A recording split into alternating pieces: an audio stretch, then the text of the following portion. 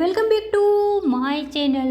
આજે આપણે ઘરે બનાવેલ છે બજારમાં મળતી હોય તેવી તીખી ટેસ્ટી અને ચટપટી ભાખરવડી, જે આપણે ઘરે એકવાર બનાવી લઈએ તો વારંવાર બનાવીને ખાવાનું મન થાય તે રીતની બનતી હોય છે।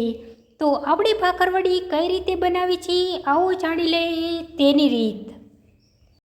બનાવવા માટે આપણે આ રીતનો મસાલો તૈયાર કરી લેવાનો છે। મિક્સરમાં સિંગદાણાને ક્રશ કરી લેવાના છે। ત્યારબાદ લીલું મરચું, લાલ મરચું અને સૂકેલ મરચાંને પણ મિક્સરમાં ક્રશ કરી લેવાનું છે। હવે તેમાં આદુ, તજનો ભૂકો, અજમા, ગરમ મસાલો અને ખાંડ ઉમેરી દેવાની છે। હવે તેમાં ક્રશ કરેલા અજમા ઉમેરી દેવાના છે અને મસાલાને હાથ વડે ભેગો કરી દેવાનો છે। મસાલો મિક્સ થઈ જાય ત્યારબાદ તેમાં મીઠું, હળદર અને ધાણા જીરું ઉમેરી દેવાનું છે। તમે વધુ સ્પાઇસી ખાતા હોય તો આમાં મરચું પાવડર ઉમેરી શકો છો। આ રીતે આપણે મસાલો તૈયાર થઈ ગયો છે। હવે એક બાઉલમાં મેંદાનો લોટ લેવાનો છે। તેના ઉપર મેથીની ભાજી સુધારી અને ઉમેરી દેવાની છે। ત્યારબાદ મિક્સરમાં ક્રશ કરેલું જીરું અને 1 ચમચી મીઠું ઉમેરી લોટ સાથે મિક્સ કરી દેવાનું છે। મૂણ માટે 3 ચમચી જેટલું તેલ ઉમેરી હાથ વડે લોટ સાથે તેને મિક્સ કરી દેવાનું છે। તેલ લોટમાં બરાબર મિક્સ થઈ જાય ત્યારબાદ તેમાં થોડું થોડું પાણી ઉમેરી અને લોટ બાંધીને તૈયાર કરી દેવાનો છે।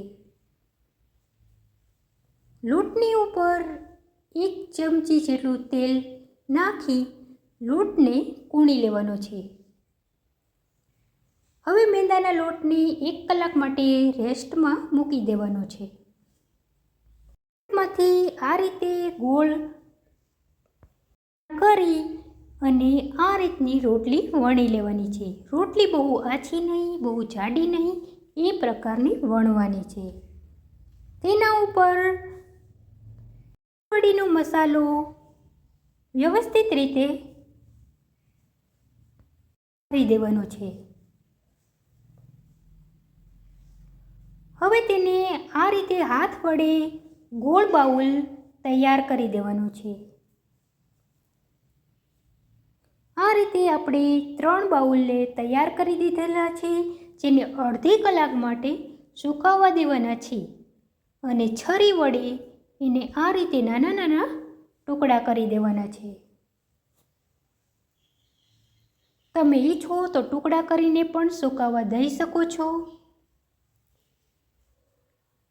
ગેસ ઉપર તેલ ગરમ થાય ત્યારબાદ તેમાં એક પછી એક ઉમેરતું જવાનું છે અને તેને થવા દેવાનું છે। ગેસની ફ્લેમને બહુ હાઈ કે બહુ લો રાખવાની નથી, મીડિયમ રાખવાની છે।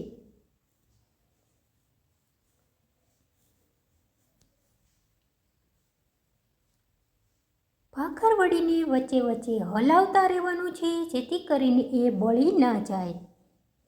તમે જોઈ શકો છો કે આપણી ભાખરવડી લાલ રંગની થઈ ગઈ છે।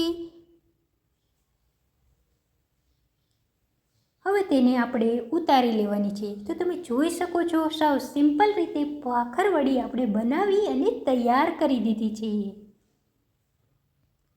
તમને જો મારો ભાખરવડીનો વિડીયો પસંદ આવ્યો હોય તો મારા વિડીયોને લાઈક કરજો, મારા વિડીયોને શેર કરી દેજો, મારી ચેનલને સબસ્ક્રાઈબ કરી દેજો।